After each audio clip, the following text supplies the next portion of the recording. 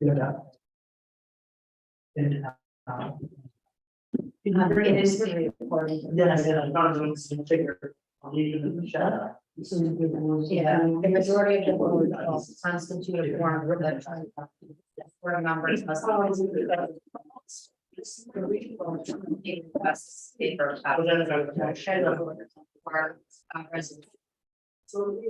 provided. Great, for the Selectmen, yeah, it should be. Thank you. I think.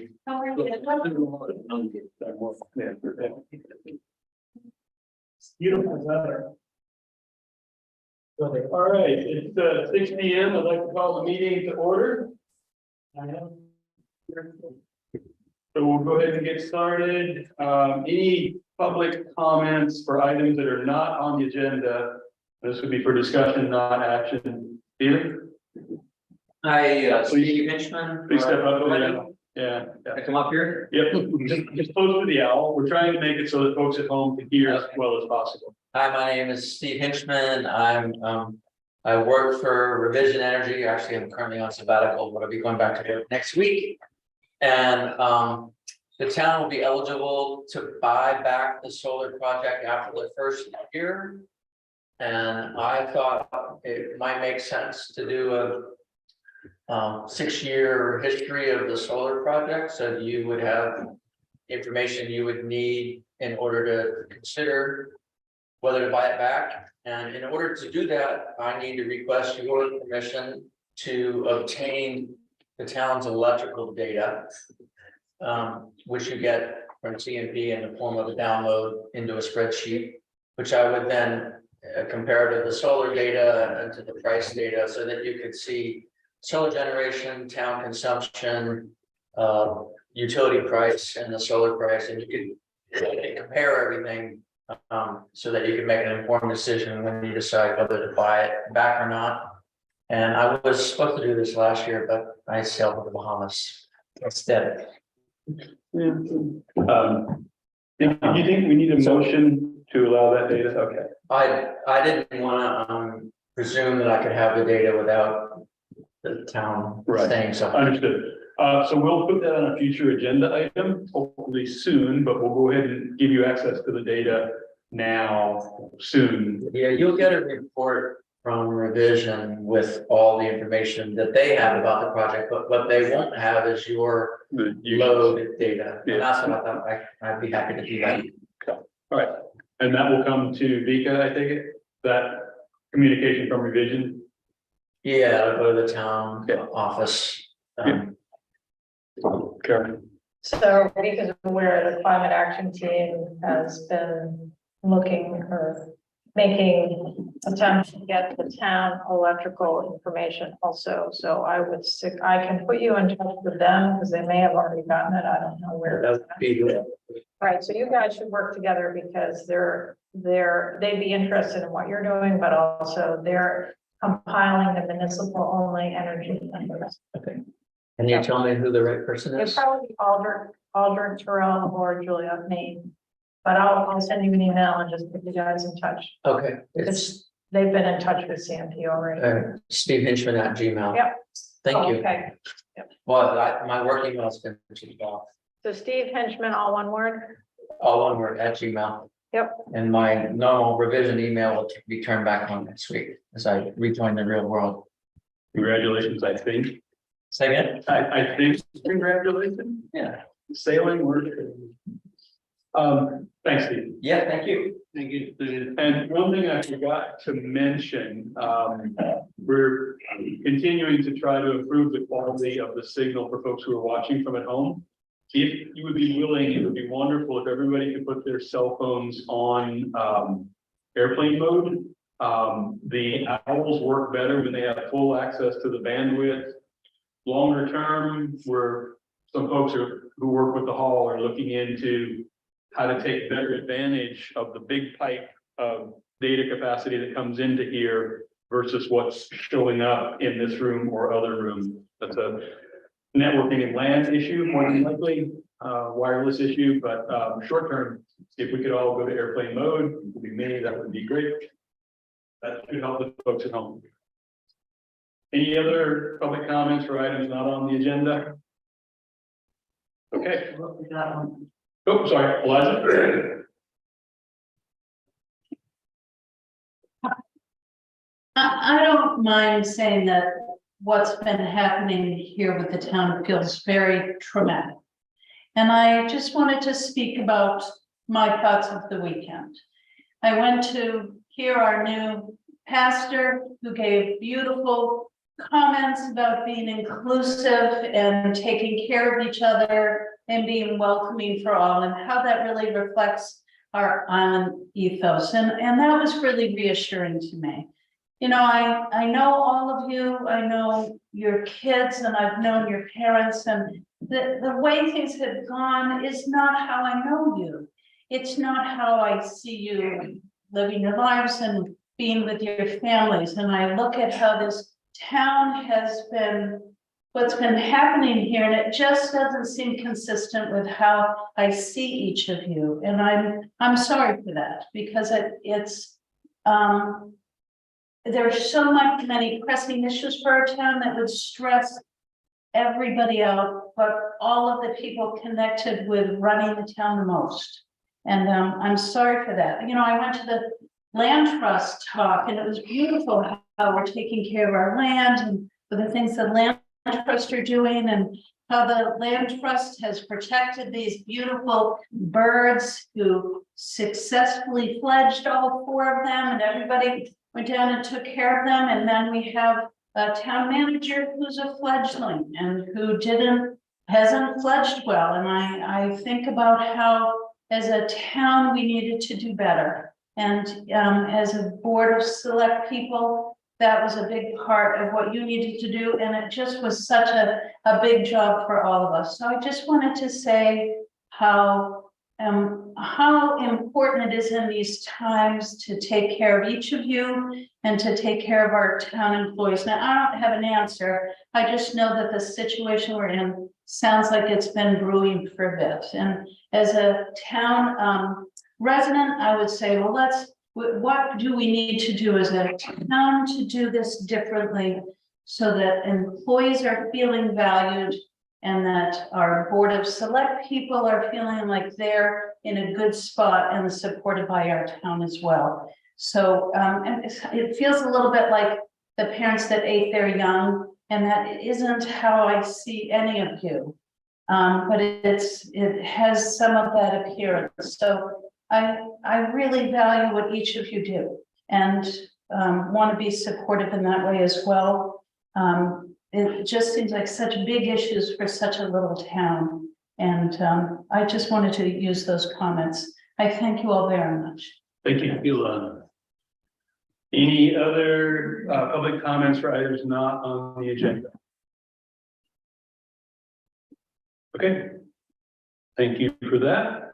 Moving on, we discuss and act on confirmation of our acting code enforcement officer.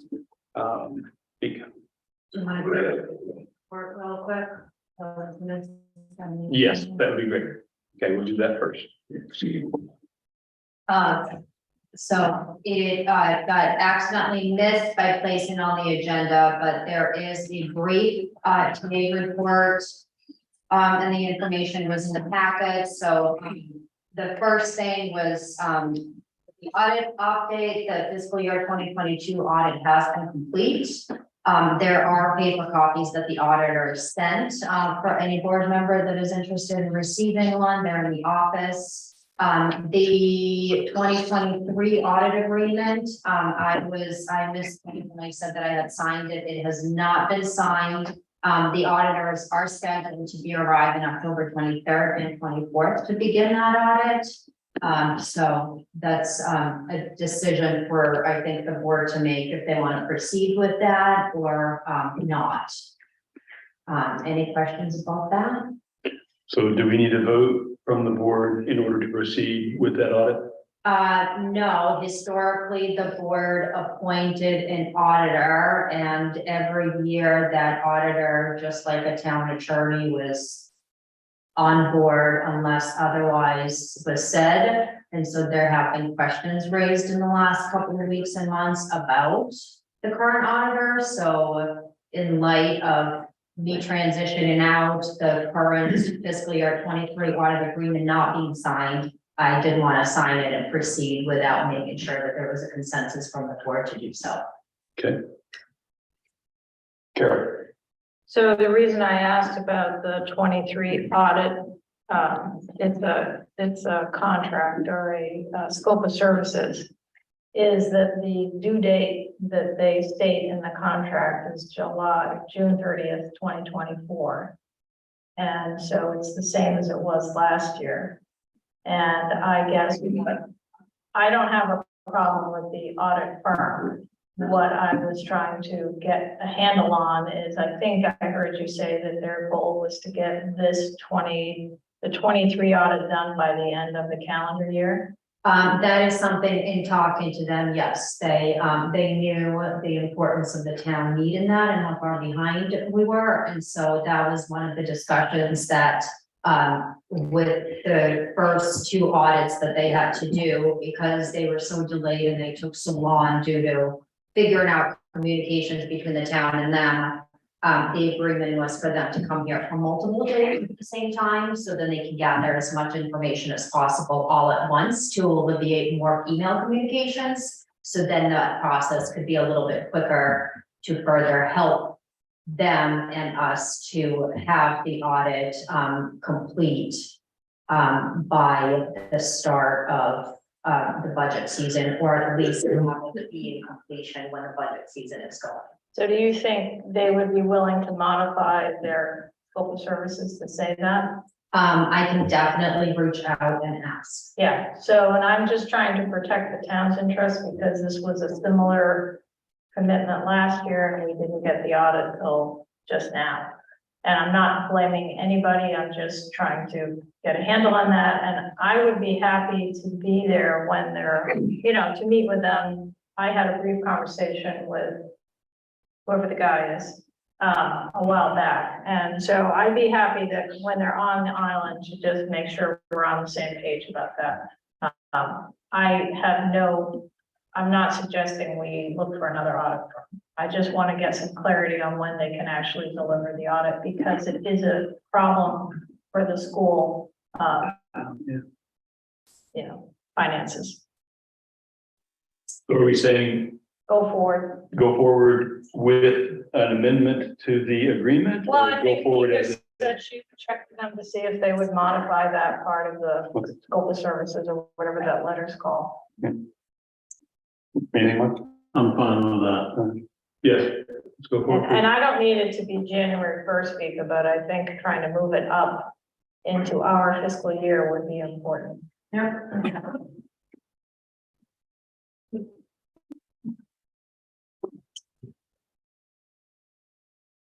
The next thing on the TA report is it's basically the same language that it was on the last TA report, just letting you know that barging, not barging, though, that's supposed to say dredging, my bad. So Army Corps and Proc will be coming to the island this Friday. They're going to be coming on the 10 o'clock boat, for a coordination meeting. They have asked for Matt from CTC to be there.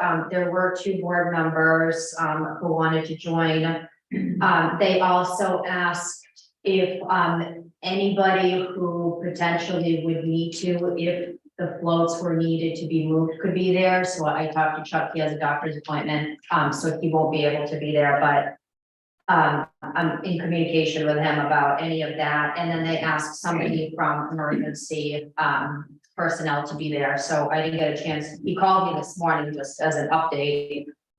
Didn't get a chance to reach out to Ralph. But the purpose of this will be to kind of figure out the final details. They are planning to come sometime towards the end of this month into the beginning of November. They plan to be here no more than a week. So it's just a couple of days of work. But they really want to get their foot on the ground on Saint Pierre, do a walkthrough, meet with all of the individuals involved to really figure out the last minute, details of, when that will take place, how it's gonna take place and so forth, so. And I think Bob and Carol were the two people that were gonna attend on Friday if able to. They're coming on the 10, they're leaving on the noon, so very quick turnaround. And it's gonna be at the Stone Pier the entire time. I'm sure I can take it. I can definitely be there. And the schedule for the actual dredging was, you said November? Yeah, the plan is right now towards the end of this month, potentially into November, but, he didn't want to give me any specific dates until, everyone met on Friday. And After they, which dates, they'll start coordinating everything and more concrete dates will be provided. and are they aware? You have a question, Karen? I'm sorry, your hand moved. Of the lobster trap activity on the Stone Pier that occurs around that time? They were mentioned of it, at the beginning of the start of this discussion. Okay, all right. So we should- And I think those are the type of conversations that they're looking to have with all of those involved to see how they can best, work around there. Karen? Maybe somebody from coastal waters could attend. Yeah. Yeah. So Vika, can you ask somebody from Coastal Waters if they can join us? Yeah, Mark? Is the harbor master going to be there? I haven't asked him, but I can. The reason I asked that question, he has asked me twice in the last 2 weeks if I knew when they were coming. I couldn't remember. So he may be able to make an appearance. It'll be good to have him there. Yep.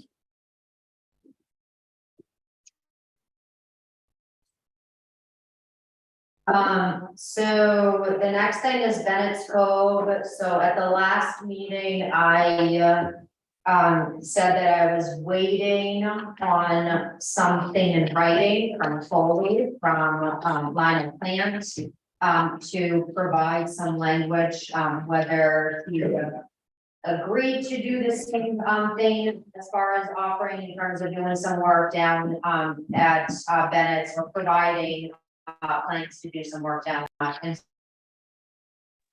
the email attachment with confirmation, him saying that the letter that he provided last September is still staying. And so that letter was attached in your packet, and my question to you is, there was a motion for me to contact him and then proceed with DEP. Is that something that you want me to start the process of now, or wait on it? I just am hesitant in proceeding with much of anything where things stand right now, so I just wanted to double check.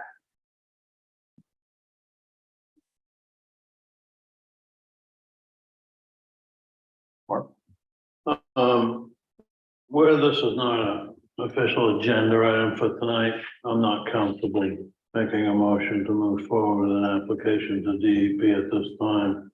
I think if we're going to revisit this to consider some action, I think it should be an official agenda item, my personal preference. You already made a motion. A couple of meetings ago, there was a motion to contact Coley and DEP with permitting to start the process. Which is why the motion contained me doing both of those things, starting out with talking to him, seeing where he stood, and then proceeding.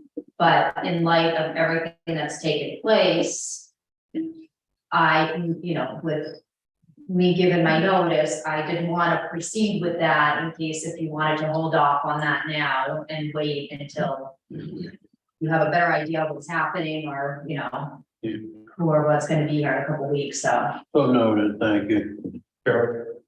So where would the money come from to implement this? That hasn't been discussed.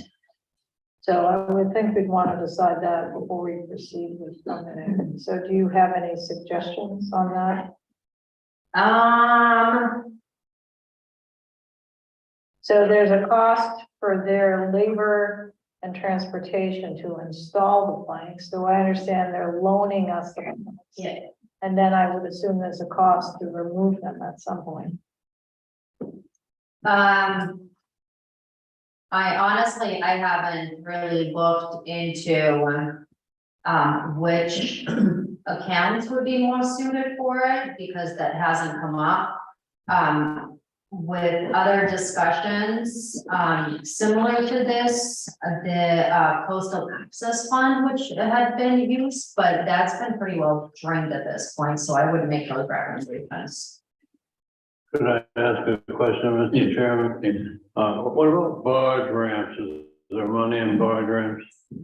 There is money in barge ramps. Yep, there is,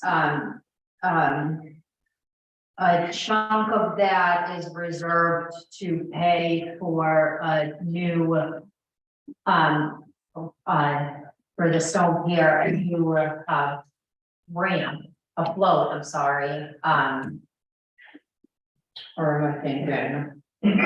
No, never mind, that's floats and ramps, so, no, forget about it. Yes, you're right, barge ramps, there's that reserve account, which would be perfectly fitted for them. And how much is in barge? 33,127. That would, if you were going to fix a barge ramp in this town, whether it be, that or existing, that would be my recommendation. So I have a thought to share. When we first started talking about this, it was based on the loan of the planks. And then once we saw the actual correspondence, it turns out there's a $4,500 cost associated with actually installing them, hauling them and installing them. And then Carol raises a good point. It may well be another $4,500 to remove them since they are a temporary solution. So I think we ought to have an item on the agenda to actually discuss that versus a longer term solution. I think at the time that we first talked about this, we were considering it a low, if close to zero cost way to make a short-term improvement that would also give us some more information. However, 4,500 looks like more money than at least I was thinking about at that time. And the possibility of another 4,500, if that's what it would cost to remove them.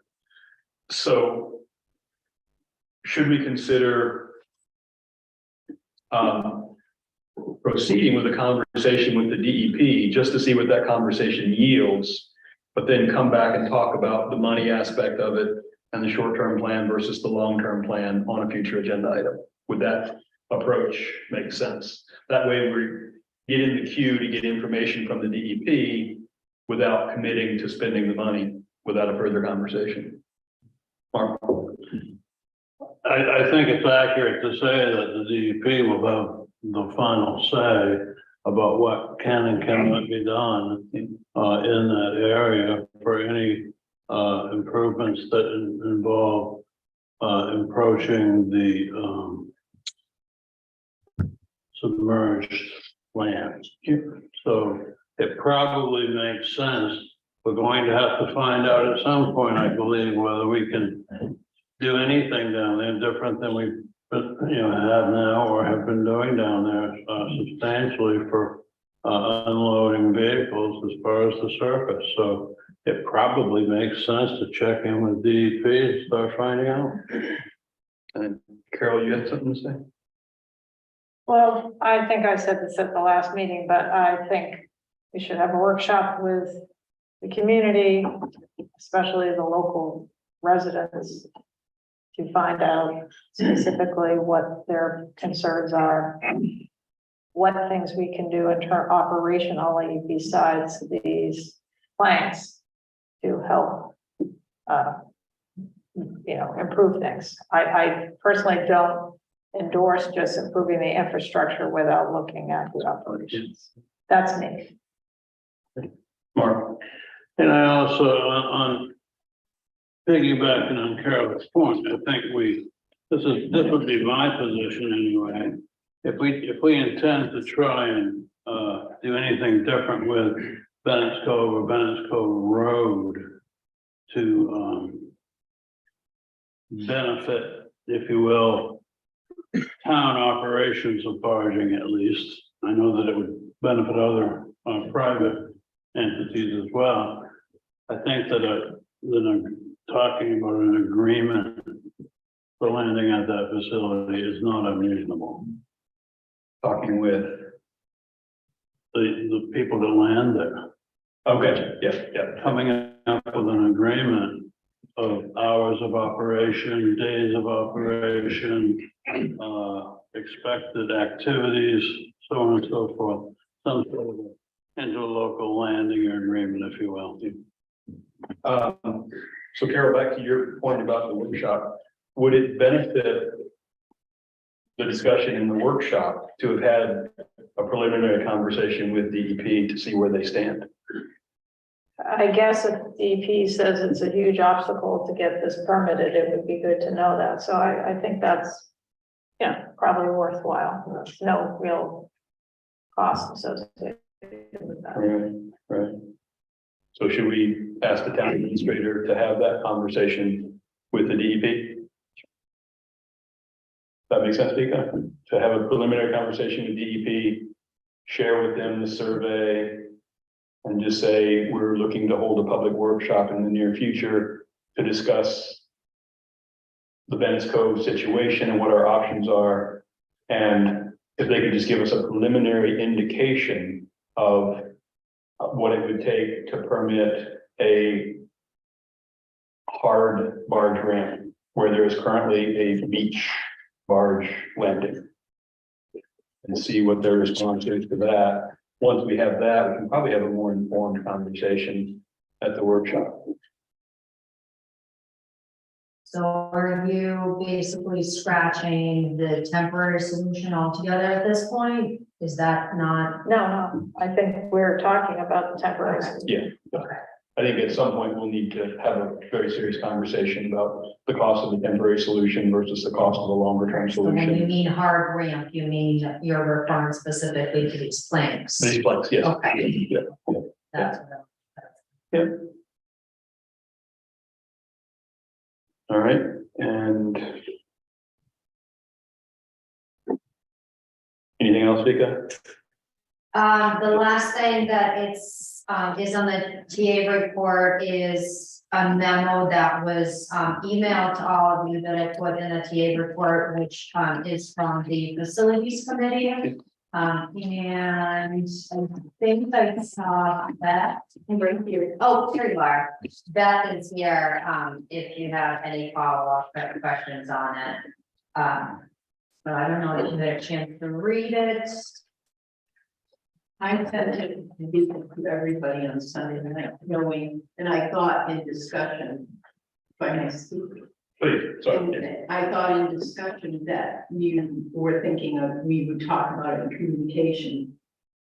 Yes, however, Vika brought it up here, probably good since it came in Sunday night and wasn't on the agenda to cover it in communications and have that conversation. That's a good point, Beth, and that's what Beth and I talked about in the parking lot, I believe. You and Mr. Brunner in the parking lot in front of the town office. So let's hold off on that conversation until communications.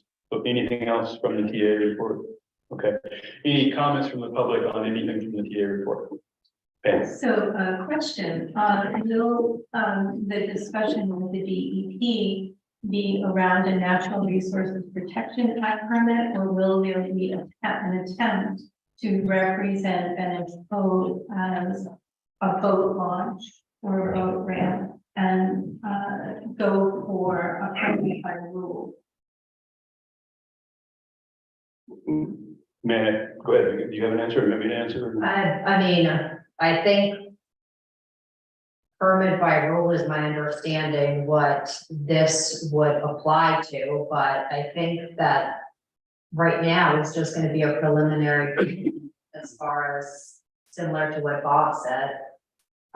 You know, just to see if it's applicable and if it's possible. And then probably at that point receive guidance in what the best avenue and direction to go with. So, permit right by rule is not permissible for barge landing.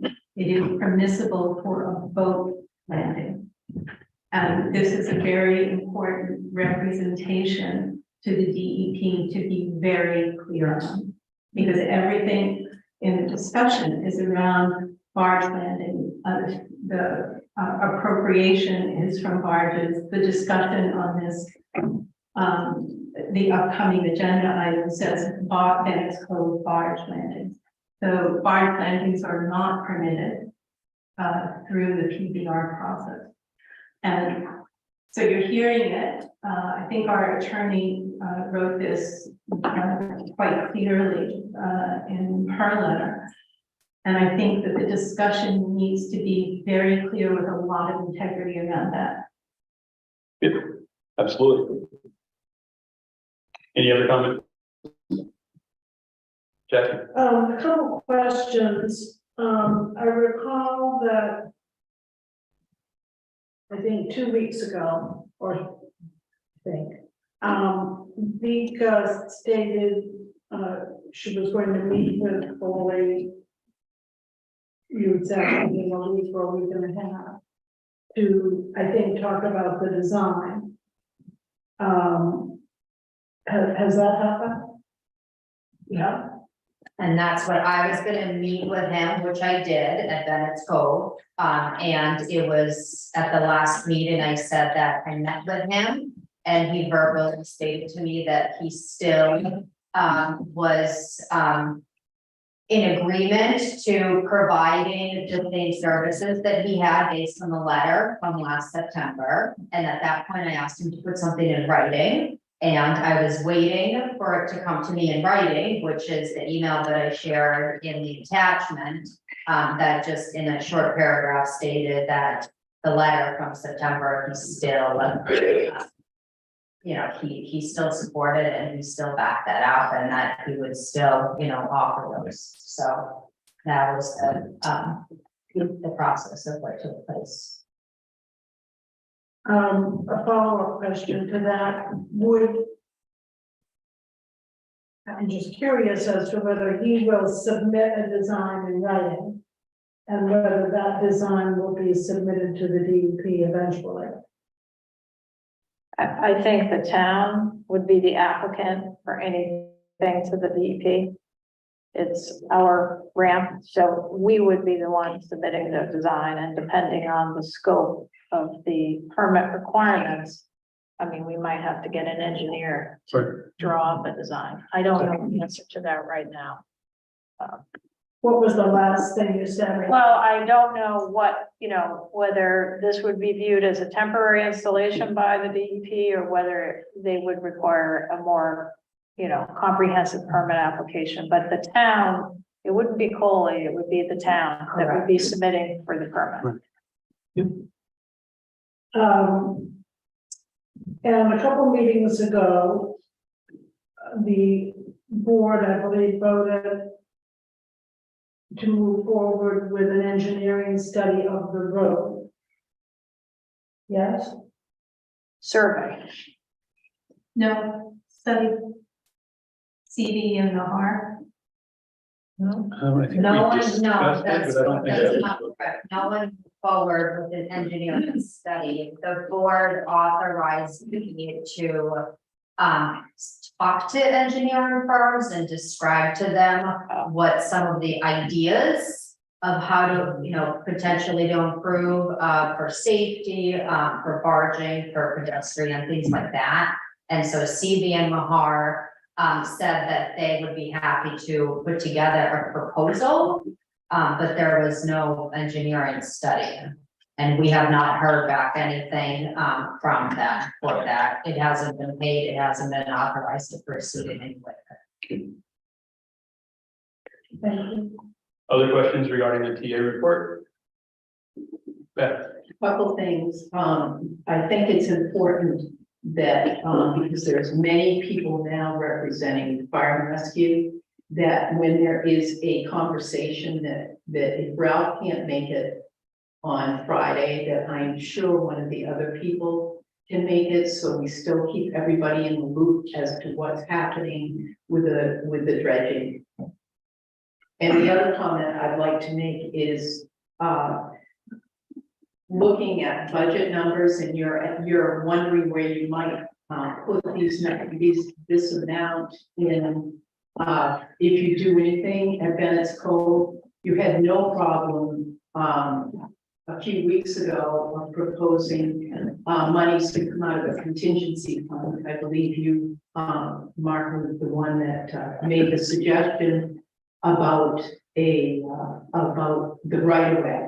So you were not present at the time, Carol, but I think we're starting to see some of these things that we need to be looking at maybe the budget differently in some of these items, because you're trying to find out tonight where you may put it and how much it is. You had no problem the other night suggesting that that came out of the contingent, the contingent. So we're starting to look at more things that we need to be assessing. That's all. Thank you. You're welcome. Other comments regarding the TA report? All right, yes, Well, I just wanted to introduce myself, my name please is. step up. I'm sorry, Beth, I should have had you step up. Oh, I'm sorry.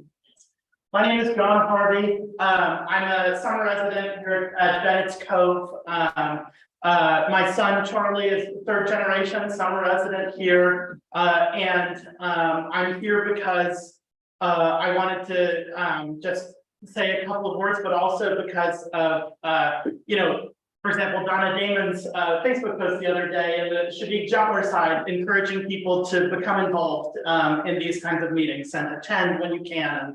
I think that's very important to me. And being a part of the civic process and recusal early and often if there's ever a sense that you might be positioned in one camp or the other. I also, you know, I don't want to say anything about the legislative process or any of the other reasons that I feel very strongly about how Bennett's Cove is worked with. I do think that today, just kind of listening to everyone, there is a sense that there isn't a sense of finality in terms of how it's going to be financed or what it's going to look like or what it's going to be called, or if there is or if there has been a lot of conversation with Bennett's Cove residents if we're going to have a workshop of some kind. And I think, you know, because we would be approaching the DEP or and what that might look like. And with everything that's happened in the last couple of months with the town, it feels to me, you know, premature to go to the DEP when it feels like we're still building the plane while we're flying it and don't have all of the information yet. And it feels to me a little bit like Coley is the tail wagging the dog in terms of the timeline and how this is being talked about. And I just, you know, to me, it feels like we need more time. We're healing right now. It's a feeling of cohesion that I'm seeking. And, you know, these places on Shaviga are important to all of us. I have a parent and 2 dogs whose ashes are spread right where the barge would be going in. You know, there are a lot of reasons why we all care deeply about this place, but I think in the spirit, simply in the spirit of seeking cohesion and healing and open conversation and with no sense of impropriety, I think it's important to wait, have all of the information before moving forward in any regard. Thank you. Thank you. Thank you.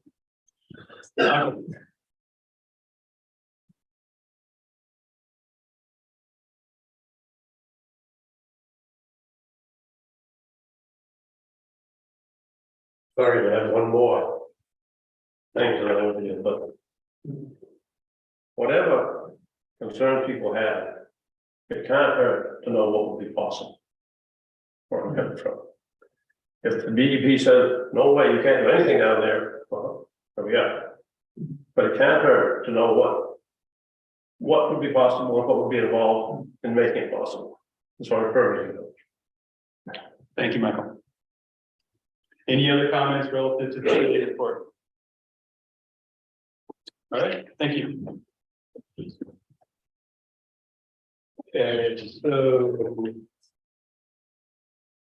moving on, And Vicki, you were finished with reports, right? Okay, thank you. Item 23-084 to discuss and act on confirmation of our acting code enforcement officer. We need to specifically appoint a code officer. We need a specific period of time, and this is for an acting code officer. This is for a person who's willing to help us on an interim basis. It can be for any period of time we recommend.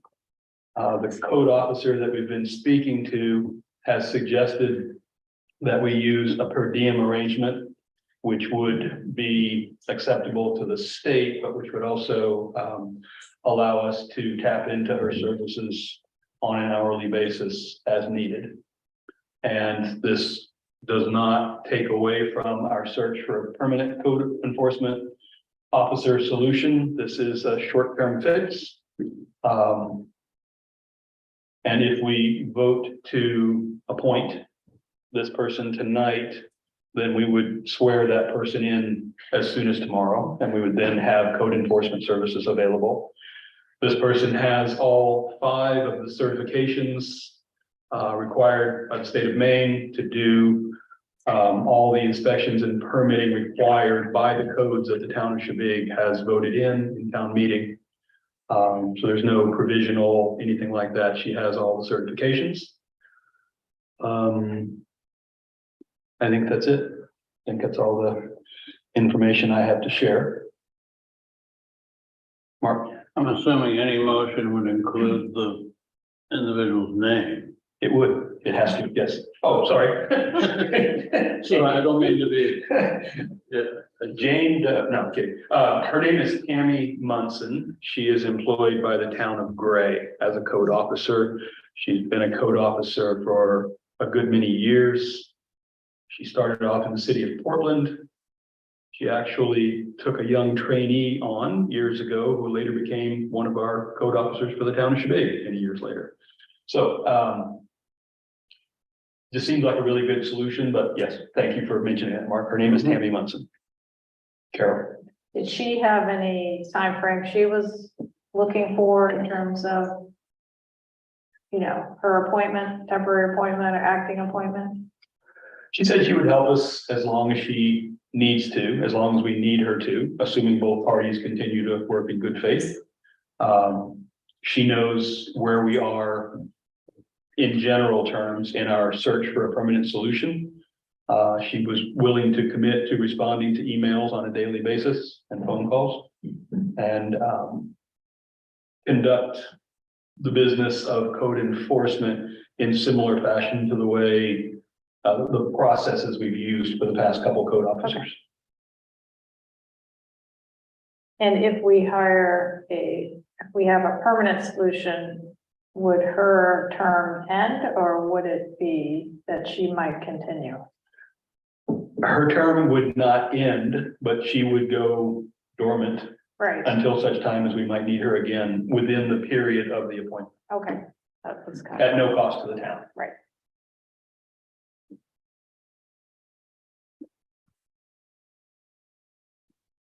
Mark? I'm certainly willing to consider making a motion, but this is a question for all of us. Why wouldn't the motion simply say to appoint this individual until we secure a permanent code enforcement officer? It's a good question. When we hire a permanent code enforcement officer, it'll be an appointment for a certain period of time. And we've discussed, I think I can say this, we've discussed a trial period for that. So having this person on a per diem basis, this temporary person on a per diem basis, ensures that should either of the other 2 parties decide this isn't working for me, we would still have her legally available to step in while we did another search. I'm not proposing that would happen with the candidates we've been talking to, but it just seemed like a decent insurance policy that doesn't cost anything. And also discussed that with Mr. Demers from the state office. He also thought it was a good approach. So I'm just not sure, in making a motion, what a proper time frame would look like, because my motion was going to be to appoint this individual until we secured a permanent code enforcement officer simply. Carol? I think we could just go to the end of this fiscal year and revisit it then. The end of the fiscal year being June 30th, that's the normal time frame that we use for an annual Reappoint appointment of code such people. Yeah, yeah. Mark? Not to get too technical, but if we decide to hire another individual, does this appointment interfere with that technically? Many towns have more than one.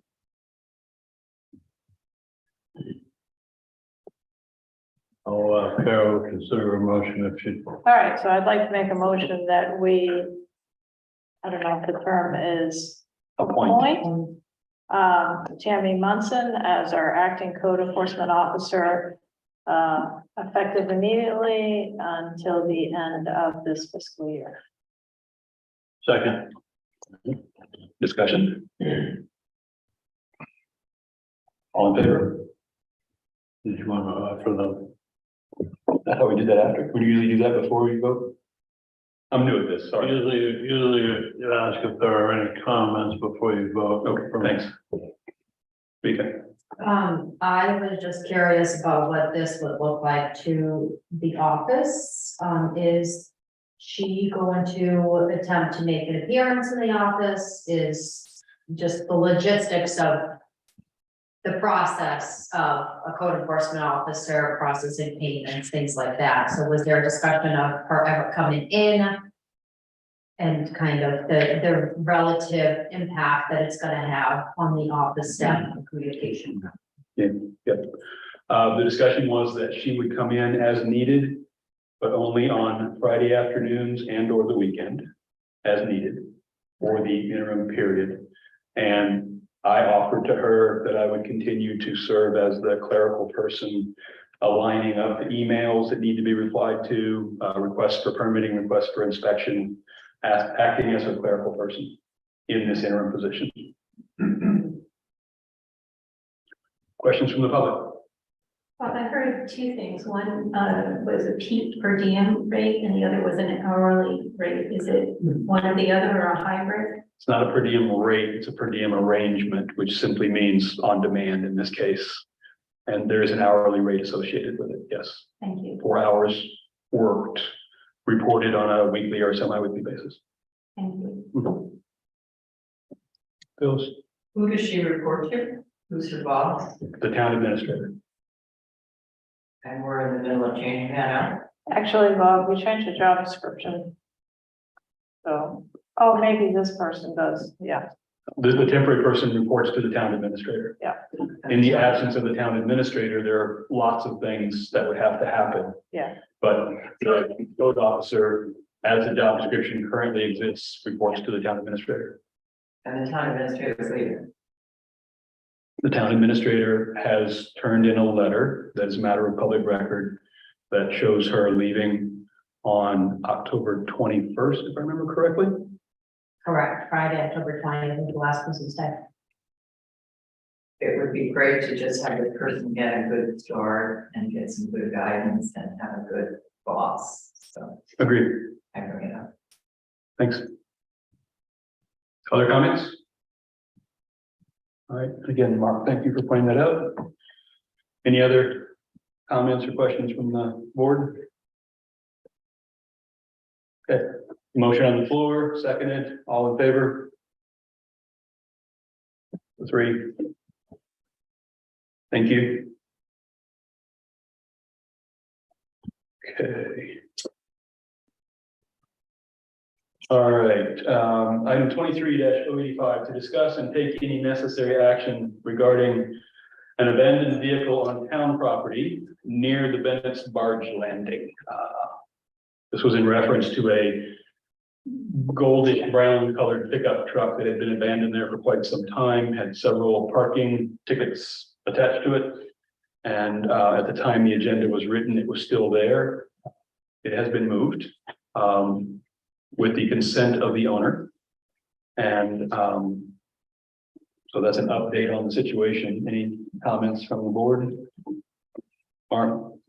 I would just like to say thank you to our parking enforcement attendant, Gennaro, for helping make that happen with the owner of the vehicle. Yep. Yeah, he went above and beyond to get that done. On a somewhat related basis, I would note that we've observed repeatedly in the last few weeks, vehicles being parked overnight at Bennett's, right next to the sign that says no overnight parking. And we are following up with those vehicle owners and also trying to follow up with the island businesses with whom they work to make sure that doesn't happen, in addition to the ticketing process. So any more comments from the board? Any comments from the public? Jackie? Mark knows there was a truck parked overnight last night and it appeared it was gonna be a second night tonight. Yeah.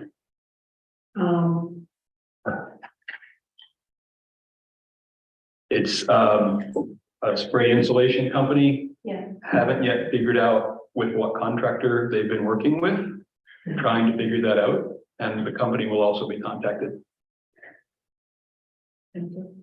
Other comments? All right, thank you. And moving along.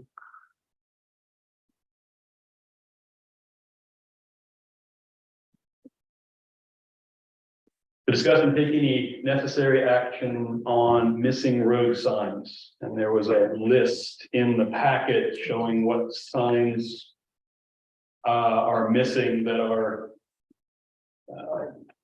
specifically safety related. A survey was done by driving around the island and looking at places where there have been signs in the past. There is a total of 8 stop signs needed and 2 posts.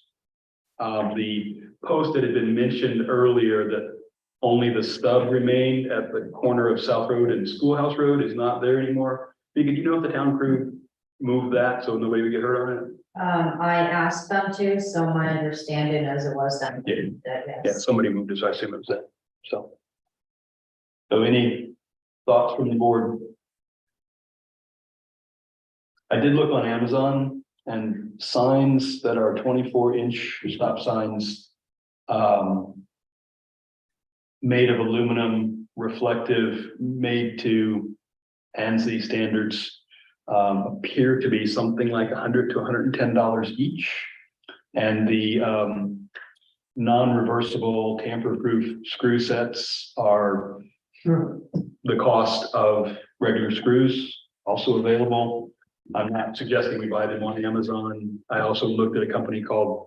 White Signs is the company that the town has historically bought things from. Do you have an idea what a stop sign costs by any chance? I think it was closer to like $60 was my offering last time we looked at it, a little cheaper than Amazon. Yeah, I also looked at safetysigns.com and they were also in that $100 range, so 60 sounds great. I think, but don't quote me, because when I did this, I think it was about a year ago, it was like over $900 worth of signs that I priced out, so there were different types. Right. So, but that is the company that we work with, and you just call them, tell them what you want, how much, and then next thing you know, it's, being delivered, so they're very easy to work with. Mhm. And if we were to purchase signs, have we discussed what budget that would come from? We talked about. Not this past budget season, but the budget season before, the board removed the road sign budget line. So there isn't specific cash directed to street signs or road signs. But I think that, if you're looking at the overall public works department, if you're putting a couple $100 into road signs, as long as you don't go over the entire department, then you're safe. So if it's a couple $100, I think it'd be fine within the budget. If you're looking at, creeping over 1,000, then I would be concerned and going somewhere else to purchase them. If it was 60, it would be 480 plus the post, so it's probably more like 600 or 700 if they're in that $60 range. So, And these all need to be replaced, and then we don't have any remaining, is that right? What we had, to my knowledge, was put back up And and then was since gone. removed. Yeah. I did hear today that, the latest were, in the last couple of days, handicap signs at Chandler's, that one has been vandalized and one has been stolen, so.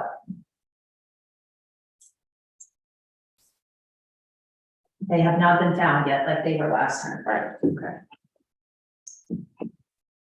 Carol, I guess the stop signs seem like a safety issue, and I don't know what the answer is to people stealing them, maybe the tamper resistant. I mean, maybe we should put in half of them and see what happens.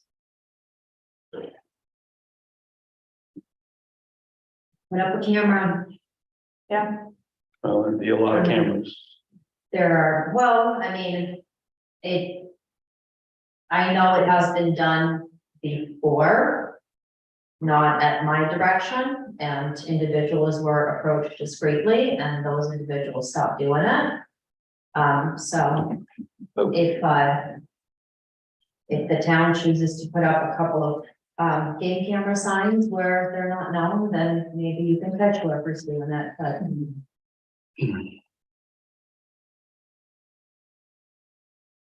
Mark, I think the stop signs make sense. If you, I realize that there are some people that do not want us to put up any signs on the island. I understand their concern of changing the site and maybe the culture of the island as it's been for a long time. But when you're coming out of Bennett's Cove Road, that one's still in place. Someone spray painted over the stop part with yellow. That sign has some value. I've seen some truck drivers at least slow down and roll through the intersection, which is improvement. So I think that one should be present. I think there should be one on each end of Firehouse Road, in my opinion. I think the one at the bottom of Roy Hill coming onto South Road probably has some value.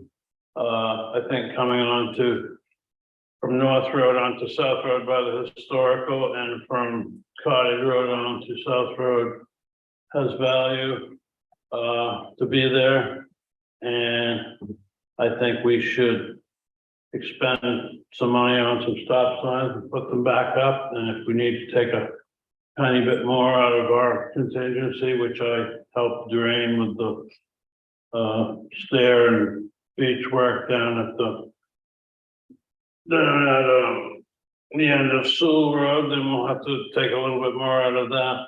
And like Carol said, see how it goes. The problem with just putting up stop signs with bolts, even tamper-proof bolts, is if you're just putting them up with a steel post, the new cordless tools will just saw right through those steel posts like they're butter. So they'll saw the posts right off with these new cordless tools. It's very easy to do. So if we're really going to try to do tamper-proof signs, we're gonna have to get more aggressive with our posts, and this could be turned into a battle. Yeah, but I think we should probably put some signs up, at least 5 to 8 signs, and see how it goes. I hate to say that. I don't want to throw away money that, we all work hard for, but I think we need to send some kind of a message that we, expect people to slow down and even stop. and I would offer that we also need to send a message that while we all treasure the past, public safety is extremely important. And a stop sign on a metal post is perhaps less obnoxious than a stop sign on a concrete post. One thing about trying to use a sawzall to saw up a metal post, it's gonna make a lot more noise than just taking out some screws. So, Carol, you had something? so based on this list, do I see that there are 8 stop signs that need to be replaced based on your survey, whoever you and Jen survey? Yes. So I'd like to make a motion that we replace these stop signs using a company that Beaker recommended. And pay for it out of the public works budget. Is there a second? I'll second. All right. Comments from the public? Yes, sir. There's a question, does that include the stop sign at Venice Cove that was spray painted over? It does. Okay. I just want to thank the road crew for taking up that stunt because I think it was so dangerous. And also, I'm one who really struggles with the road signs. I think it's part of the suburbanization of the island, but in the last month, the kind of driving that I've seen, Cottage Road, Schoolhouse Road, South Road, Venice Cove Road, we're in a really significant danger zone with that kind of driving with really big trucks that are overloaded. Thank you. Other comments? Beth? How do you feel about hot wiring? It's like crossed my mind. I'm sorry, again, I think. it's so frustrating to think that It is frustrating. you know, we're spending all this time and yet, you know, I thought it was a solution for the special screws. But who's got a saw and is out at that time of night? Well, it's not me, I'm just want you to know, it's just very frustrating. And we have to be sitting here discussing this. Thank you. Other comments? Claudia? Oh, sorry, I forgot to ask. Yes, And please step up to the aisle. I apologize. I should have said that to everybody. I keep forgetting. I hear you, Mark, about our past. I know a whole series of generations that was involved in lots of pranks. I fear that what we are seeing here is real vandalism of public property. We've had the very bad experience at school. And Sahar, who brought it up at the last meeting, has been by to discuss this with the school. And they all by their lonesome have taken a zero tolerance policy about this. And have installed cameras. And the words that were written on the picnic table were so bad that they would not even say them to us, despite our advanced age. These are not the kind of words that we've heard on Shebig in the past. I fear that what is happening here goes to more than a game of, let's see, we'll get some signs down. How long is it going to take them to figure out a way to get some more back? Which is, you could start off saying it's a game, but it's not any longer a game. The kind of examples we're seeing, the handicap signs, to this is outright vandalism of the property. And I know that Shebiggers were very proud in the past. Look at our schoolhouse district that we've just celebrated. It's very proud of their public property and caring for it. But I wish Eliza Jane was still here in the room, because I think there have to be ways of approaching this problem that go beyond the game of putting more signs up and going back and keeping them down. I think there needs to be some kind of real interaction with young people, understanding who is involved and why, and holding to account for vandalism of public property. Thank you. Thank you. Other comments? All right, thank you. There's a motion on the floor to purchase. Carol, your motion for the stop signs or the stop signs and the posts? Stop signs in the post. Motion was seconded. All in favor? Street.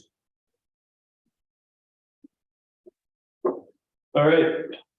Moving on, 23-087 to discuss and take any necessary action regarding abandoned bikes and scooters at or near the bike rack at the stone pier. I think, Vika, you were gonna ask Chuck to take a look. Do you know if he had a chance to do that yet? He did, take a look at them, he is aware of it, and, he said that in the past, what Public Works has done in the time he's been here is, wait until, the rack has to be removed at the end of the year for plowing, and so at that point, if there were any more abandoned bicycles, what they would do is they would take them, they would bring them to Public Works, and they would kind of put them behind the building and let them sit there for months upon months upon months, and if no one came to the town, they would either put them out for kind of for the taking, or they would dispose of the ones that were not taken. There was only one time where upon removal that somebody came forward and we had to replace a lock, but the bike had been sitting there for an extremely long period of time, so.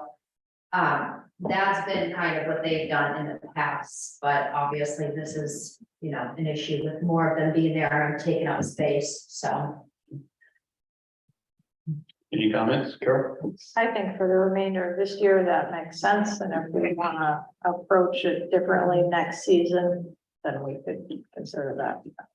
That's how I would handle it. I'm in agreement with that, Bob. I'm gonna put on our future agenda items list for sometime next spring to bring it up again, consider signage, any kind of policy changes, that kind of thing. Yep.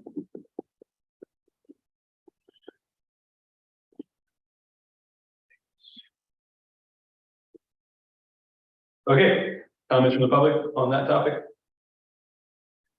All right, thank you. Thank you, Vika. And tell Chuck, thanks, please. To hear an update on the survey of the road around Indian Point access and to take any necessary action. I think we left it at the email with, Vika was going to email or talk to John Schwanda from Owens Haskell and see if there were pins placed at the intersection points of the town right of way with the private property. And Vika, last time we talked, had not heard back from I have John. not heard back from him about that. No, I had communicated with him in Public Works about this particular survey, more specifically to a drainage hole. And so that kind of took up a lot of the discussion, but the posts got lost in transition. And then when I followed up, I have not heard back from him. And as we all know, survey people are flat out and hard to get a hold of these days. Any comments from the board? Mark? I agree, everybody's right out straight, as we all tend to say here in Maine. But the last time I checked, was it you and Bo that were meeting with the Indian Island Corporation people or the affected neighbors about the possible design / relocation of this upper parking? No, Bo and Bob were meeting with two folks from the Indian Island Corporation and two folks from the Land Trust regarding possible solutions for the access, parking down below, that kind of thing. We came to a consensus, and at that point, that committee ended.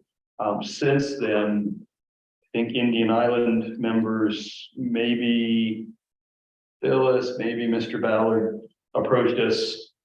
There's maybe Mr. Ballard, actually, about going further with the parking. And this was back in the spring. If I remember correctly, we agreed to move forward with the kind of temporary parking identification that we've done the prior year. If I recall, it looks slightly different than it did the prior year.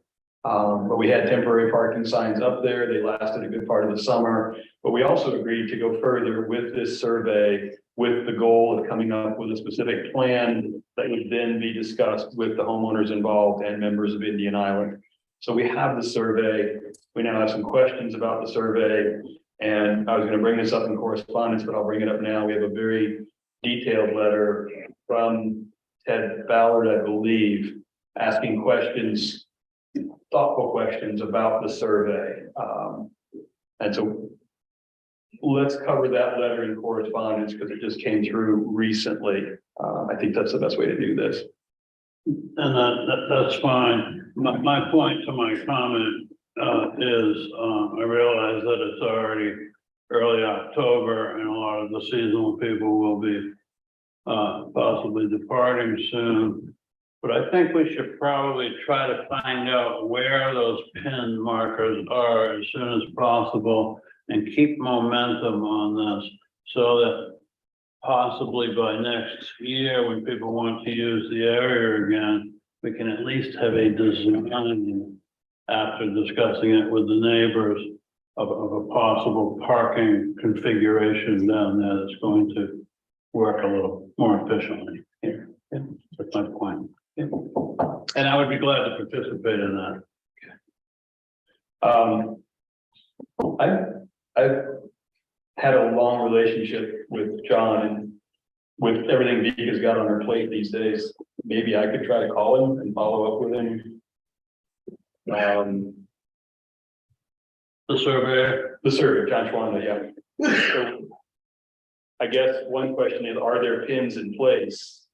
But thinking ahead, and we didn't talk about this before, but thinking ahead, if there are not pins at those critical intersection points that would identify on the ground what we see on paper, then perhaps somebody in Mr. Schwanda's office could give us dimensions from the pavement edge to that point, or from the pavement center to that point, that then a group of volunteers could go out with a tape measure and some flagging tape and some landscaping stakes and set ourselves up for that conversation.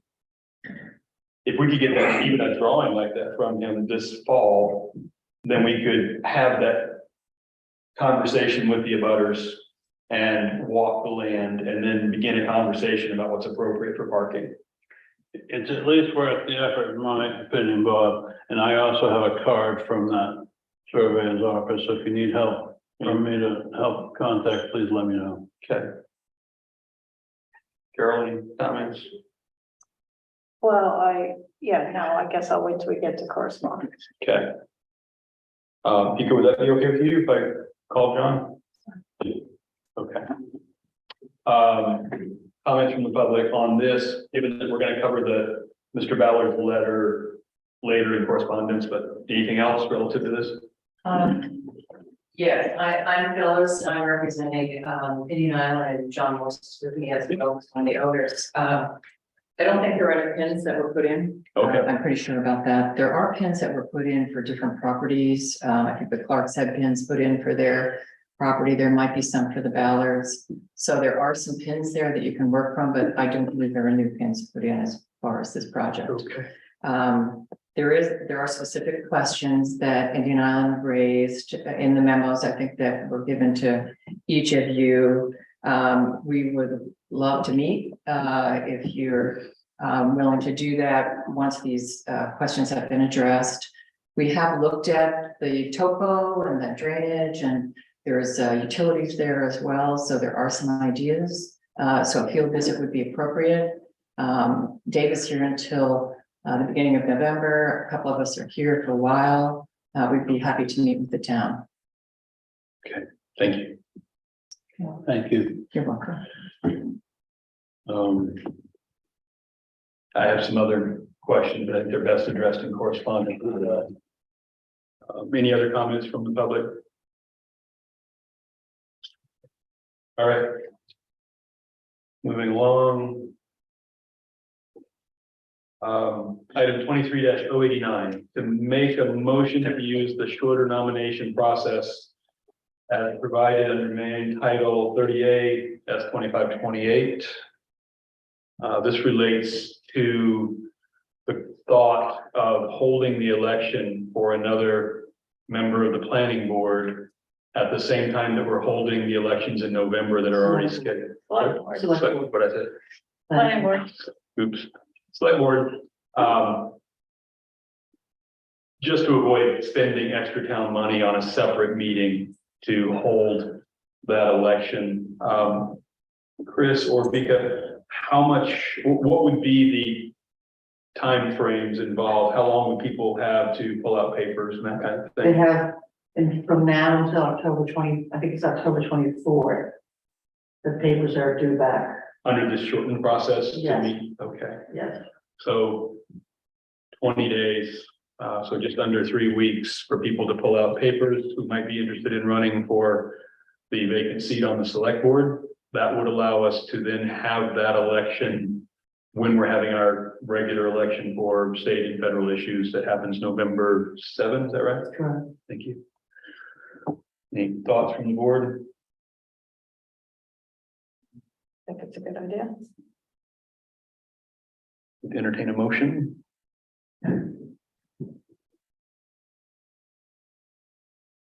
So, can I just ask a question about it? It says to use a shorter nomination process provided. So what is the provision under Title 38, 25, 28? I would ask Chris, and choose Chris or Vika.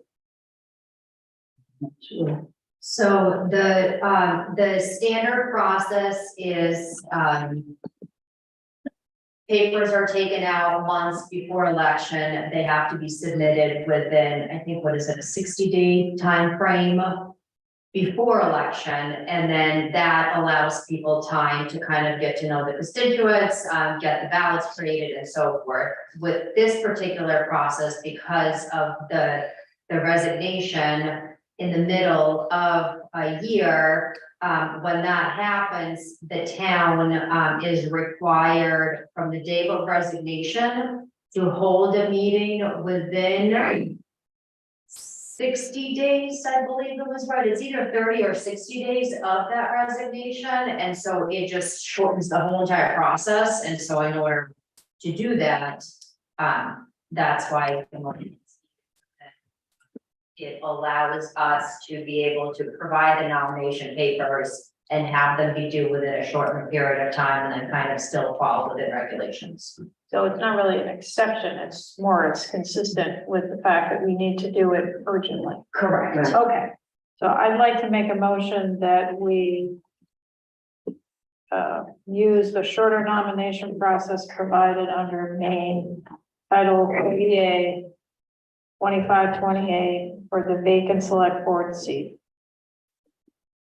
Second. Second by Mark, discussion, any comments from the public? Okay. Motion on the floor, all in favor? 3.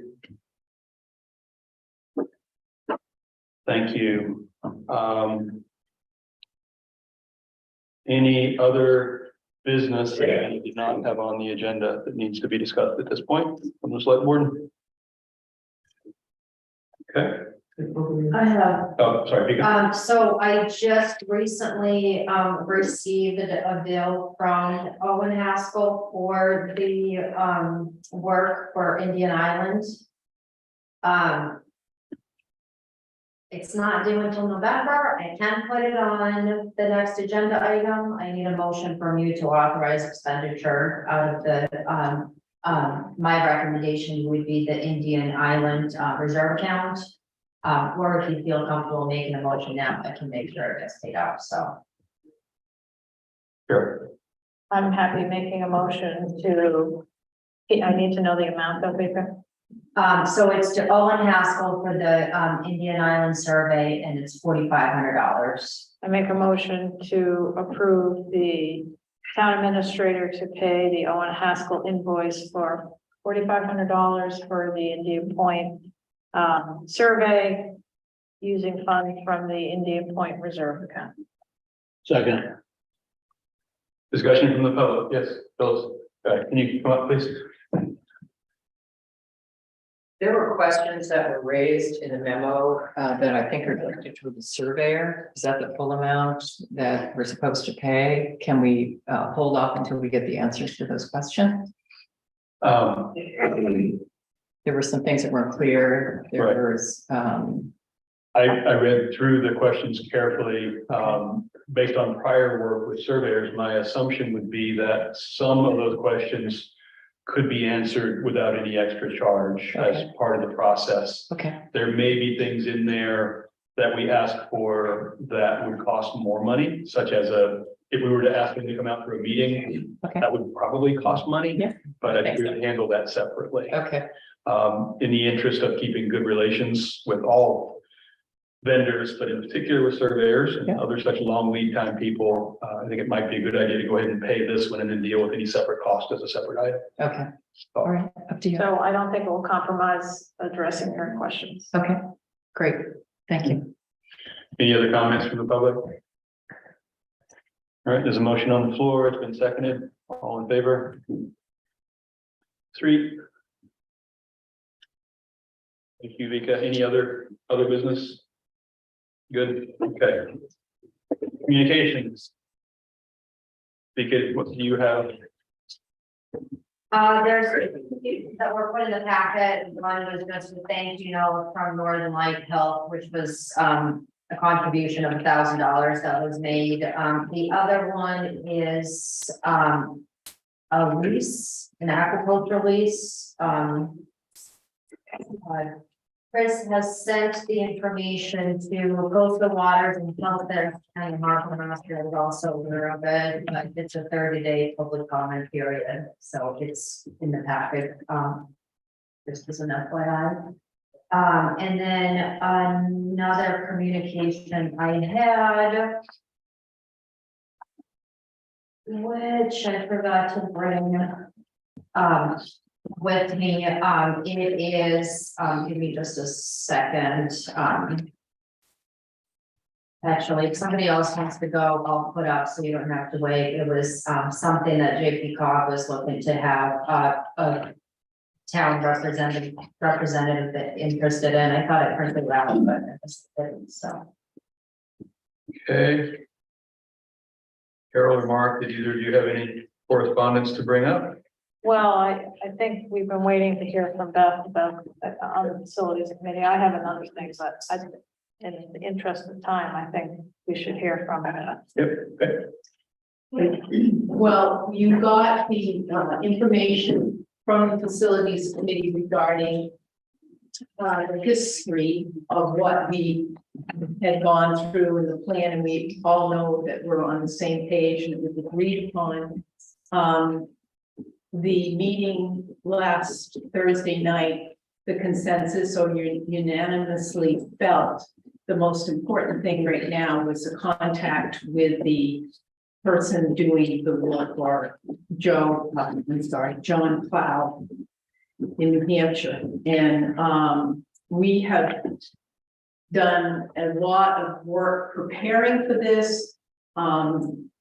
I cannot thank David Bruner enough for his meeting with this person, showing him the routes, getting this all in order. So I, as a committee, I am here just to say that's the most important thing right now, to contact him. And do you have any questions for me regarding the layout that was sent to you? So is John Cloud Manana Building Company? That's correct. Okay. And the point of the contact would be to let him know what the direction is at this point in time. Yes, your discussion with him, can he wait? Is it in his planning? I mean, I feel that the committee thinks that they did all the work they're supposed to do. If that's what we were asked to do. Now it's up to you to make the decision on how you're going to do it. So. Sure.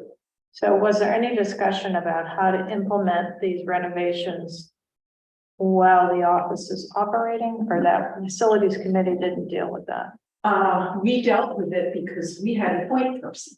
That point person, we felt, had a lot of experience in building, seems how she not only was first at building her own home, but she also was able to be very much a part of tearing the old building down. We feel it's very important that it's somebody that's there. Mark, you can speak to when there isn't somebody on site. Who's this person gonna go to? Everybody's busy. It's very hard, so that's where it stands. This is kind of a difficult situation because we had it all set. Can I comment to that if I could? So the process was supposed to start at the end of September, shortly after Chris returned from vacation, and then things went down differently, and so I reached out to the facilities committee and told them that at this point, I didn't think that it was a proper it was in the best interest to proceed with that because of things that were going on and not knowing what the process or what the outcome is going to be going forward. I didn't feel comfortable kind of getting the place be torn apart. And so now that I think that's why it's in front of the board, because, well, I think there's if I may say, Please. I think it's just proper courtesy and keeping as should be as keeping it, that we are professional, that they understand. And if they don't understand, we've lost a contractor, but maybe we get another one. Maybe it will be somebody on the island that will pick it up. Nobody did before. Right. But it's just of the utmost importance. And if I could say personally, not as the facility and the building and facilities chairman, personally, I feel this is not a good time to get this going. Thank you. Correct. I appreciate you coming forward with that, and I understand the concern. I guess, is there a contract that you entered into? No. Okay. So there was no contract that that would have been next. And also, I can also share with you that he had not set up any barging either way. Okay. So keep that in mind when the discussion is made. We hadn't done those two things, but he had been out, David Bruner had taken him in, and he looked the situation over. David came back and asked about painting, electrical. I don't want to go on, but yeah, it was set. But understand, there is, to my understanding, no contract. nothing was signed, absolutely nothing was signed. and you don't even have a draft contract. Correct. Okay. There was an agreement that the quote that was given still existed, and so that's when David got involved, and then everything came to an abrupt stop, right before things were supposed to proceed, which is why nothing further happened and is now. And David did contact him and say that the town would be getting back to him, that we had some issues at hand with personnel, and so he's waiting. Correct. I would recommend that if you're willing, Bob and Mark, contact them. Maybe set up a Zoom call and speak with them. And get some, explain where we're at and get some clarity on where they're at. It sounds like the right thing to do, and I agree with Beth. I don't think we can implement this right at the moment. Are we all set? Thanks. Yeah. Okay, thank you. Mark, any thoughts? First of all, I'd like to thank Beth and the facilities committee. I think I've done this before, but this committee has done what they've been asked to do right from the start, right up until now. And I'm sorry that the existing circumstances have forced us to put at least the brakes on for now with this remodel, because I think it would have been helpful. I sat with Dave Bruner for about an hour yesterday to get his perspective on it, because he and I have a pretty good working relationship, and I know how well he handles his discussions with people. I know that he has talked with the contractor in New Hampshire that was going to be considered for this contract for this job. Initially, I know that he told me just exactly what Beth just said. He's expecting a call back with a little bit more explanation. Dave asked me my opinion, and I only offered him my opinion, but I'm telling you all in public what my opinion was.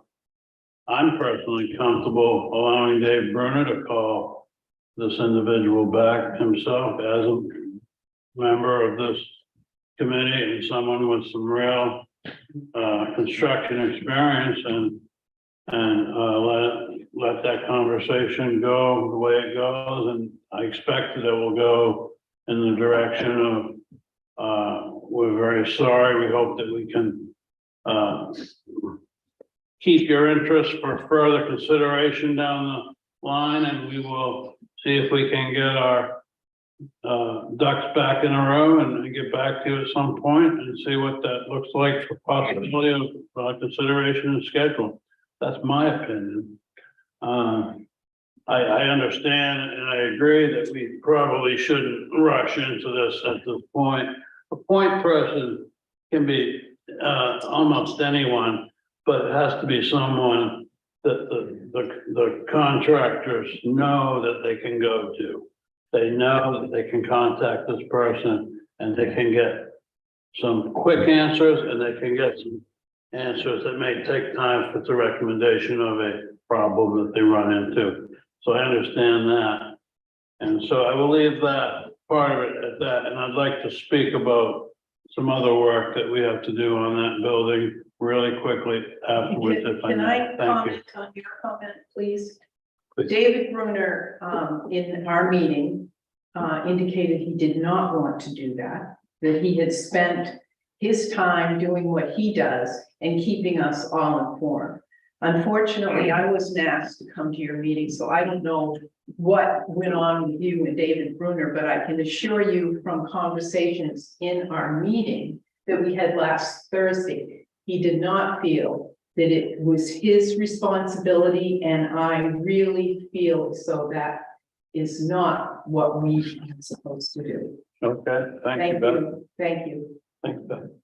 Do you need anything as far as that building is concerned talking now? Because I think that should be an agenda item, because we're working together to get this site broadband and the fire department and what we need electrically. We will have more info for you. I think that's what Mark was probably going to talk about next. I would ask one thing. First, are you willing to stick around for just a second so we can have that conversation? Is this to plan something? Is that what you want? I'm going to make a suggestion. Okay, I'm happy to do that. If I may, Mr. Chairman. Please.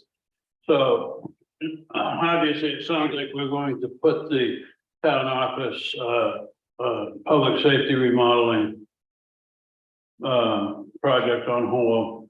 We also have 3 other projects that are really going to need to be done up there. We need to upgrade the 200 amp service to 400 amp.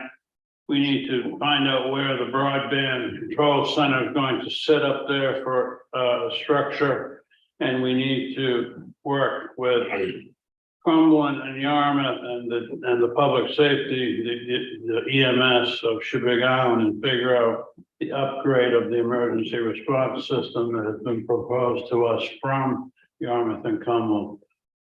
Those are all very important, and we can't not keep working on those. So I'm asking the select board, and I'm asking Chairperson Bob Ernest to consider working with myself if the board appoints us to be the 2 liaison point people on behalf of the town of Shebig to handle site meetings, some phone calls with Yarmouth and Cumberland, working with Shebig EMS, broadband, and any electrician which could be Castleberry Electric, try to figure out what to do up there and if these are going to be combined or how it's going to work. I just think we're going to have to take the reins and get this thing done. I'm sorry, that's my opinion. Yes,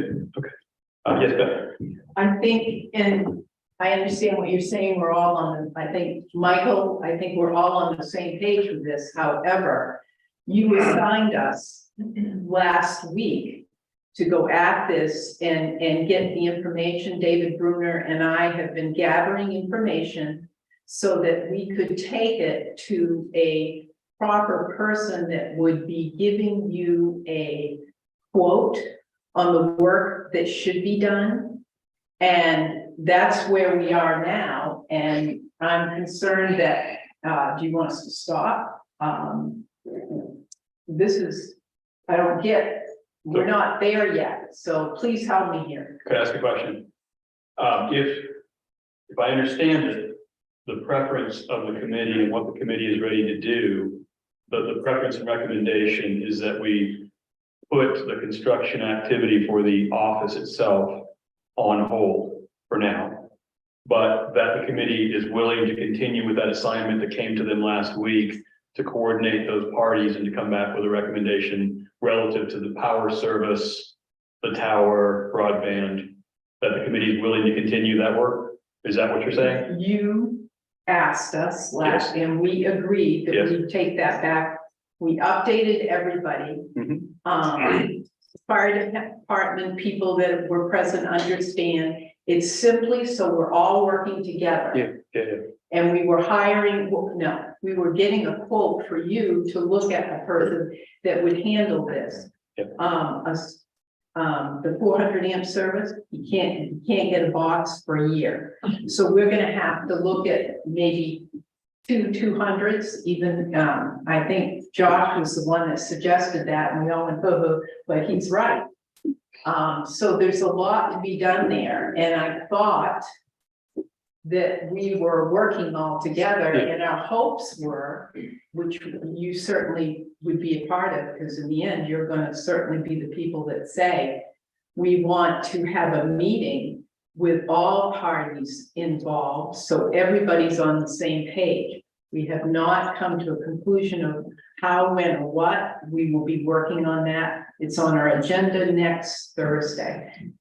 Yeah, and I'm not trying to interfere with what they're doing. It's not an interference. I It's think just, she's right. I'm just insinuating that at some point, there will be some site meetings and there'll be some actual decisions that might need to be made. exactly. And within those recommendations, and you know, where does the rubber actually hit the road? And that's where I think we might be able to offer some help. That's what I was really referring to. Okay, that I really appreciate. And that's all. Yep. So I thank you, Beth, for making that clear. Tough situation. Thank you for the committee being willing to continue with the coordination of those three parties on the electrical part of it and all that involves. And I agree with Mark. We're ready to come to site visits. Hopefully starting soon. We will be ready to have someone sitting in on your committee meetings as well. You said your next meeting is when? Next Thursday, yeah, we're supposed to have a rep. Yes. From this. Our next meeting is next Thursday night on Zoom. So, in the discussion, we also know the urgency of broadband and the urgency of this, everybody's talking about things need to be done in the spring. So I think everybody's effort together will get this done. There's a lot, there's an 8x10 building, there's a slab. I mean, we just need to get this all worked out so everybody is happy. And you said that meeting next Thursday is when? What time? We generally have them at 6. So it's on Zoom versus the roster. Yes, you weren't here, Ann. I knew it was next Thursday. I didn't know it was on Zoom. So Yeah, I think it's gonna help because we have another part, we're working on the fire department, plans for the future today. So, And thank you, Beth, very much. Okay, thank you. And Mark. Could I have permission to ask Michael Porter a question? Yes, Michael, I think I saw an email where possibly I might have missed a meeting up there with your committee and Bo. Is that accurate? Well, that's accurate, but that meeting didn't happen. I Because, understand, so I'd like to apologize for that, because that's okay. Bo was, a family delay, emergency was off the island. And Mark Willett has screwed up his schedule, so he didn't come. So that meeting didn't happen. But the idea was just to look at the area and see, so people had some first-hand knowledge of what was going on. Okay, Bo, thank you. and I would add to what Beth has said. After the last meeting of the facilities committee, where this was all decided, I sent David Broder, who was charged with putting it all together and talking to the contractor, well, not the contractor, I'm sorry, the planning contractor, not the building contractor. Man, what's their name? Port City? Port City. Port City Yeah. is, Anyway, he was gonna talk. he needs to touch base with them, to have them give us a suggestion Right. of what we. But anyway, I sent David Runner a whole pile of information about what our requirements were, how why we thought what we were proposing was a good place, things like that. So at least he's up on that score. Good. When I get that, we'll go on to. Thank you. Thanks, Mark. And Carol, did you have your hand up a second ago? Well, I think that when we discussed this last time, I do think this is a town project. All these multiple projects on one site. I appreciate the facilities committee trying to coordinate these things, but at some point we maybe need to hire an engineering firm or Port City architects to actually, instead of Dave Bruner trying to interpret what broadband needs, I think we need to hire somebody to actually, help prepare the plans that will ultimately have to go through the planning board and other things. So, I mean, the town is the owner of this project. And so I think, we need to find a way to hire some expertise rather than expecting, the committees to do that. And I think that what I had suggested to Beth, or what I meant was, find out if Port City Architects wants to do a starting site plan, great. They know the site probably better than anybody right now. If they don't want to do it, then we should come up with an engineering firm that would. Yes, Beth. I'm trying to understand. We were given we were asked if we would get a person to give us a quote to do just that. Right. So we are gathering information from Michael, who brought us all that stuff. We're Okay. gathering the information from the tower and trying to get everybody to work this out, why this area isn't good. Yes. So everybody understands. It's not what we're going to do. David is just able, because it's what he does. He's able to sit down and say, here's this. We're trying to get the most information to these people so that they come up with a quote. Right, that's We're fine. having- I think so- we're on the same wavelength. Okay. Just wanted to be sure. And I also think that the two towns, Yarmouth and Cumberland, because they are asking permission to use our facilities, may be willing to help with some of this. They have a lot of money. Right, so they may be able to facilitate this kind of the plans that needs to come together. So I think we might want to have that meeting fairly soon. And Jane from Cumberland is representing Yarmouth and Okay, Cumberland, I believe, and Vika has gathered all that information. Yeah. And that meeting would have everybody that was Right. able to attend. right. And Bill Jane is aware that this is the direction that the town Yeah. is going in, and he supports and thinks it's a great idea to Great. have all the ducks in a row. Thank you. Great. Okay, I think if there's anything I can do, I'm hoping that we can work as a team. Thanks, Doug. One other topic while we're on this subject. Does anyone want to step up to represent the select board on the facilities committee? Who was on there for the select board? It was me until the code officer thing happened, and then Jen asked if I would step away from the facilities committee. She would step up to it if I would take over the code thing, looking for a code officer, and I agreed to do that, and then we lost Jen, and so now we are without a select board representative to that committee. Previously, it had been Bo before Jen. I'd rather not. I have enough irons in the fire. I think one of you two guys would be appropriate. Volunteer Josh. No. He's not here. Mark, do you have any thoughts? I've been, if I may, I've been struggling to attend the broadband meetings. So I don't wanna, abandon the broadband people and go on to the facilities. I'll try to do both. Yeah, I'm interested. I'll do it. Oh, great. If it's okay with you guys, I'll volunteer to do it. Fine with me, thank you. Fine with me. Thanks for doing that. Okay, I will let, yeah, Beth know, because she finally got out the door.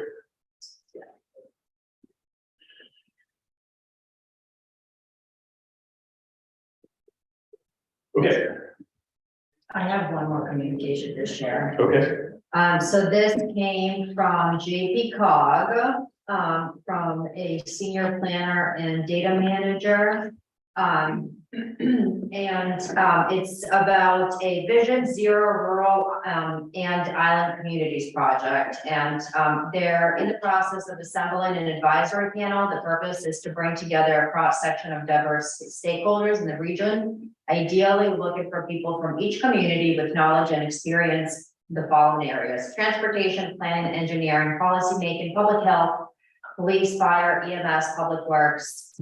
And so what they're expecting to do is meet 4 times over the course of the project. The first meeting will be in late October, subsequent meeting will be December, February, and April. They will be in person, location to be determined, and last between 1 and 2 hours. They would love to have someone represent Shebig. And ending was not sure how much traffic safety is a pressing concern on the island, but we're hoping to get as many diverse perspectives as possible. If anyone could come, if anybody comes to mind, or if you would like to participate yourself, please let us know. So thanks. And who did that come from, Becca? this came from, the gentleman's name is Rick Harbison, and he is a planner for JP Cog. Yeah, we know. Yeah, we know. Well, there we go. I think it would be good to participate. I don't know, Bob, how much time you have, if it's something you want to do. I mean, I could do it, or we could split it, or.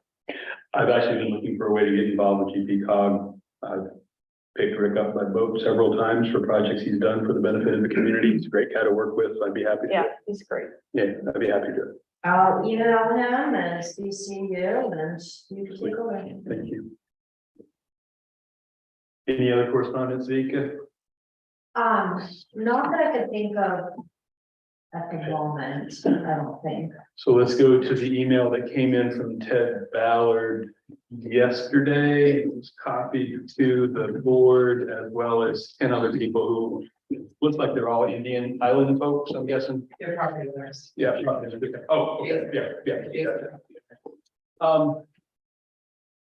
It's a long email. It's obviously public record, so anybody can have a copy of it if you would like it. I think the points are all well taken, and I think the next step would be to share this with Owen Haskell and see how many of these questions we can get answered, how many of these points can be made via phone and email. And then once we have those answers, determine at that point whether we need to engage a site visit from Owen Haskell. I would suggest this could be done in parallel with the more informal site walk that we were talking about earlier. If Indian Island's okay with doing them in parallel instead of doing this first and then doing that, because at least the informal site walk requires presence of folks who might be leaving.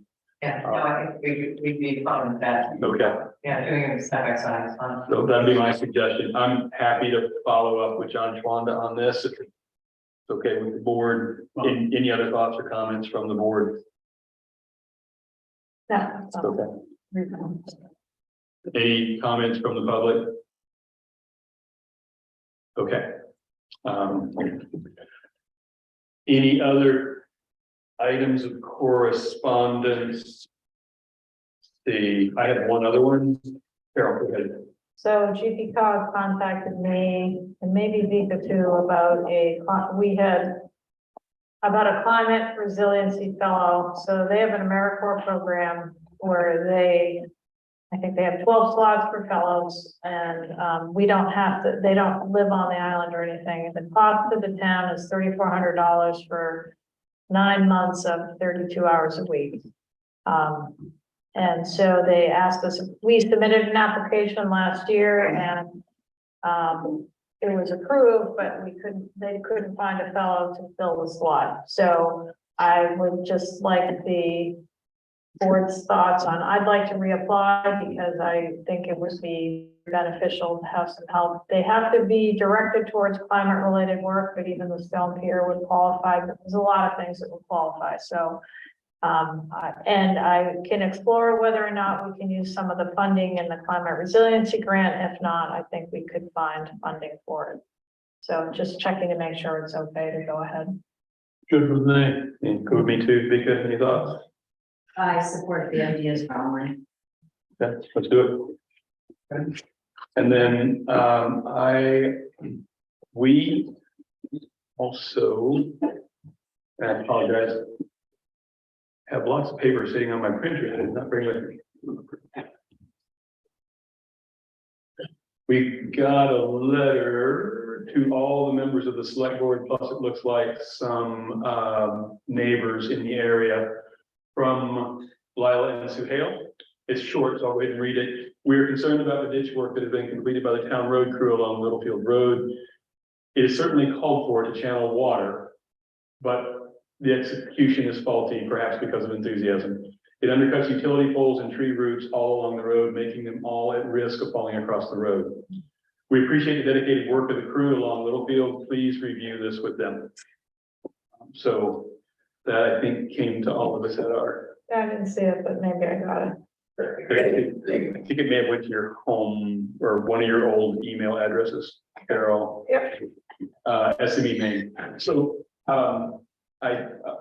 Can I comment to that? Yes. So Public Works, because a resident not a resident, an employee at the Commons approached them and wanted to let them know that even though they were mentioned or attached to the email in the support of it, they were not in the support of it, and Public Works wanted to be clear that the work had not been complete, and that they are waiting for the rain to go through before they put down hay and seed it, because they didn't want to risk the chance of putting that down and having heavy rain be washed out this weekend. So I told Chuck that I didn't know anything about it because I hadn't received it.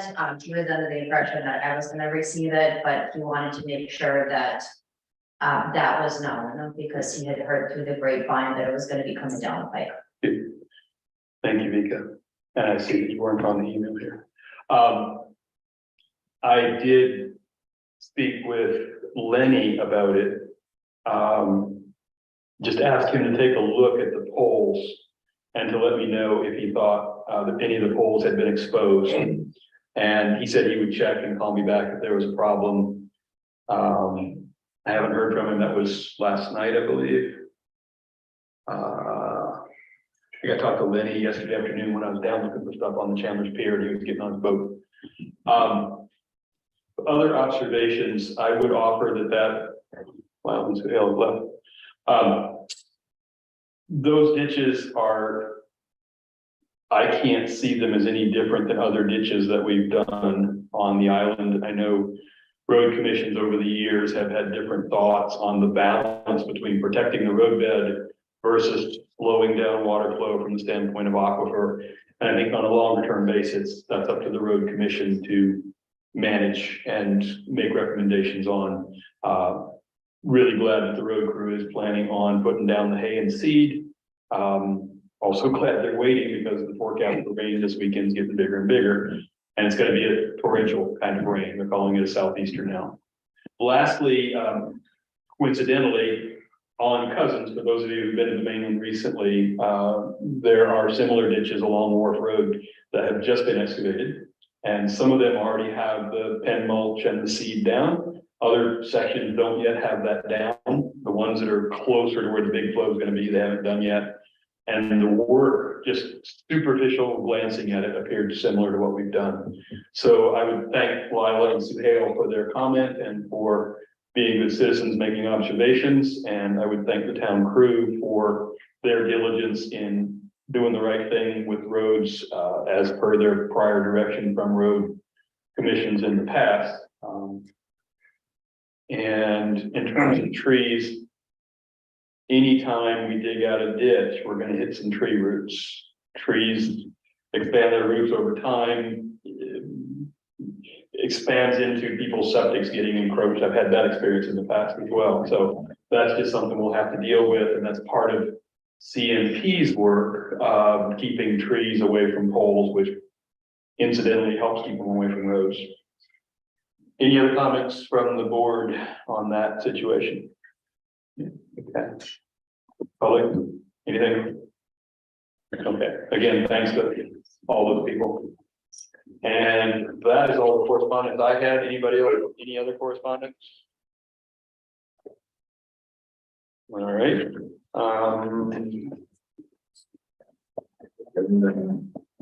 We don't have to do anything with the proper, I'm sorry, personnel on that. So No, but it's on the website, but we don't have a copy. correct. And Bob, the minutes aren't in the packet, right? Or they weren't in the packet this time. So I haven't read the minutes, so I would suggest we Postpone the approval. postpone that. Yes, I agree. I agree with that. Okay. So the next agenda.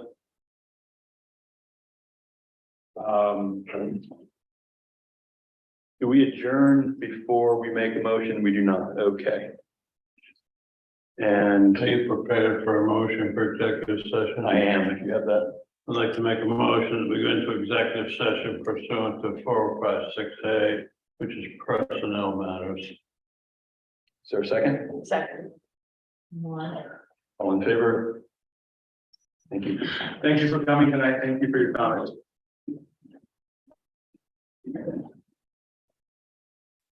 This point agenda, one correspondence.